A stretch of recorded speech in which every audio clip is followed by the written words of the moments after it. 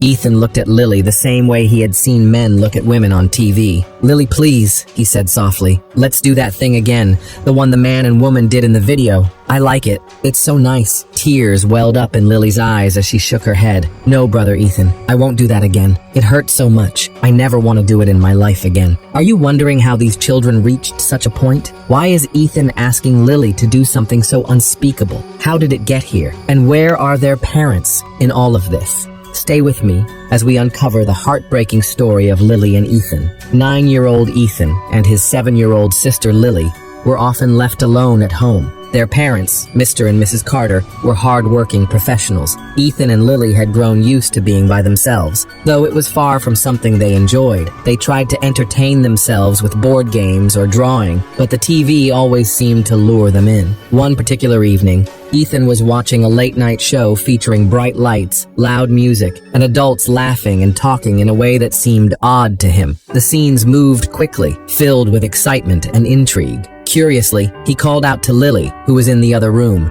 "Lily, come here. Look at this." Ethan's voice echoed down the hallway. Intrigued, Lily rushed into the living room and sat beside her brother. The two stared wide-eyed at the screen, mesmerized by the flashing colors and fast-paced music. They didn't understand much of what was being said, but it seemed fun, so they kept watching. "Why are they doing that?" Lily asked innocently, her forehead creased in confusion. She didn't understand the content, but felt it was different from the shows they usually watched. "I don't know," Ethan replied. "Maybe it's something fun that grown-ups do." The scenes continued, leaving their young minds confused yet curious. They didn't know it yet, but the images they were watching weren't meant for their eyes. They were unknowingly stepping into a world far more complex than their understanding. Days passed after Ethan and Lily had watched that strange TV show, but the images remained fresh in their minds. The curiosity planted within them grew, soon becoming something they couldn't ignore. One afternoon, while their parents were at work, Ethan looked at Lily, his face lit up with excitement. "Lily, do you remember that thing we saw on TV?" he asked quietly, a mischievous glint in his eyes. Lily's face tensed as the unsettling images crept back into her thoughts. "I don't know, brother Ethan. It didn't feel right," Lily replied, her voice hesitant. But Ethan had already made up his mind. "Let's try it," he said with a playful smile, unaware of the weight of his words. To him, it seemed like just another harmless adventure. Lily frowned, feeling uneasy. "No, brother Ethan. Mom said we shouldn't copy things we see on TV," she said softly. But Ethan, oblivious to the implications, persisted. "Come on, Lily. It's just pretend. No one will know." Lily hesitated, unsure of what to do. Ethan added, "Remember when you went outside that day, even though Mom and Dad told us not to? No one found out. But if you don't do this with me, I'll tell Dad." Lily panicked, not knowing what to do. Neither of them fully understood what they were about to do, but Ethan's words made her feel trapped. Finally, she agreed. She took a deep breath and nodded. "Okay, brother Ethan, let's do it." In that moment, the curiosity that had always driven Ethan and Lily to explore together took a dark turn. Unlike the sweet adventures they usually shared, this time something was different. As they entered the room and lay on the bed, Lily felt a sharp pain. She screamed, running into the living room. "Ah, this is weird, brother Ethan. I never want to do this again in my life," she cried, clutching her chest as tears streamed down her face. The pain was unbearable, far worse than she had imagined. Ethan, on the other hand, didn't understand why Lily was so upset and still wanted to continue, unaware of how terribly wrong the situation had become. But Lily's heart raced with fear, and she deeply knew that this wasn't right. This wasn't like the harmless adventures they used to share. This time, there was no laughter, no joy, only pain and deep regret. Lily's discomfort grew with each passing day. She could see the changes in Ethan's behavior, and it scared her. He had become more stubborn, more insistent, and Lily could feel that he was no longer the playful brother she once knew. The innocence that had once defined their bond seemed to have slipped away. One afternoon, when their mother came home briefly to pick up some documents, Lily felt an overwhelming need to speak up. She couldn't bear the silence any longer. "Mom, can I talk to you?" she asked hesitantly, her voice trembling as she approached her mother. Mrs. Carter, distracted by phone calls and her growing to-do list, barely looked up.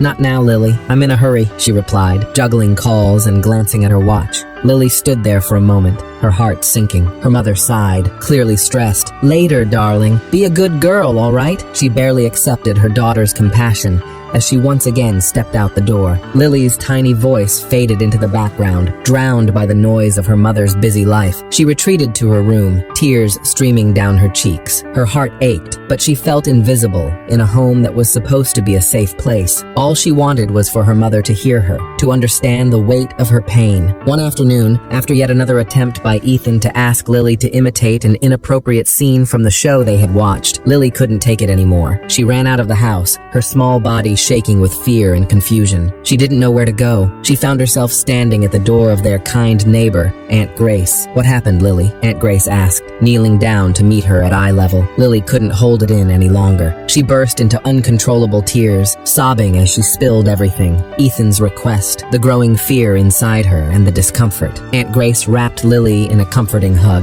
"You did the right thing by telling me," she said softly, her voice warm. "You don't have to carry this alone. I'm here for you, and we'll figure this out." Lily clung to Aunt Grace, finally feeling a sense of relief. The weight that had been pressing on her chest seemed to lift slightly. "I'm scared," Lily whispered. "What should I do, Aunt?" Aunt Grace smiled gently and wiped her tears. "Don't worry, my dear. I'll help you. You're safe now." The parents were shocked, and at first they were in defense mode. "Ethan wouldn't do something like that," Mr. Carter said, his voice firm with disbelief. "Maybe they misunderstood what they saw." Mrs. Carter tried to downplay the seriousness of the situation, but Aunt Grace was firm. "Children see what they see, and they're given enough material to make sense of it," she said. "You've been so focused on work that you've forgotten to see what your children are watching. This is a warning," she added, her voice steady and filled with concern. Mr. and Mrs. Carter were silent, realizing that their actions, although unintentional, had made their children vulnerable to dangers they hadn't even considered. Accepting this was not easy for them, but they knew they had to change. Carter took immediate action to correct the wrong. He decided to monitor the children's screen time, ensuring that they only watched age-appropriate shows and engaged in suitable activities. They were also encouraged to talk about anything they had seen on TV, helping them understand their thoughts and feelings. In addition to these changes,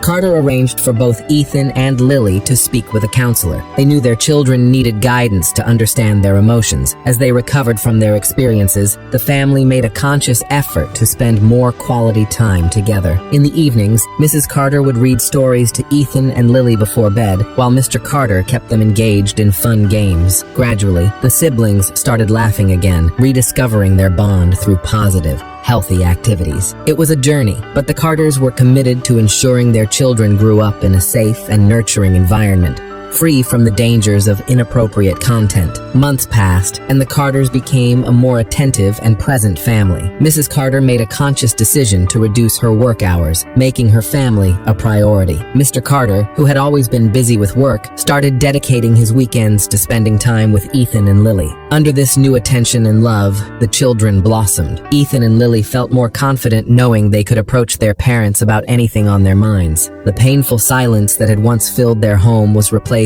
by laughter, love, and the warmth of a family that was learning how to truly be there for one another. One evening, as they were all sitting together playing a board game, Lily turned to her parents with a thoughtful expression. "Thank you for listening to me now," she said softly. Her words, though simple, were filled with meaning. They brought tears to Mrs. Carter's eyes, and in that moment, the family understood the true importance of their relationship. The greatest gift they could give each other was their attention, love, and presence in one another's lives. This was a new beginning for the Carters, based on stronger bonds and a deeper understanding of what truly matters. This is the end of our story. This story teaches us that the greatest gift we can give our children is our attention and love. Children should feel that their words are being heard and understood, especially when they are trying to share something important. Change begins by listening to their voice. Thank you for watching. If this story touched your heart, don't forget to hit the like button and subscribe for more interesting stories. Share your thoughts in the comments below. Have you ever felt that your voice was too harsh in childhood? Until next time, goodbye.